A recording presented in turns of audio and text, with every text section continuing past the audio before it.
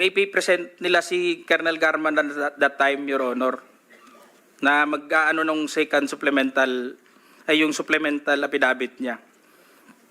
So do you feel harassed? Did you feel harassed? It's an harassment and very offensive, Your Honor, and uncalled for anybody. That time, I was wearing my uniform You're wearing your as uniform police officer.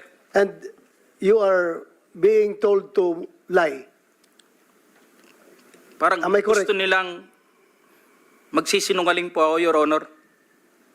So, Colonel Grijaldo, I would like to thank you for your courage. I'm sure maraming police ngayon nanonood. And if you have observed, mabuti na nagsalita ka.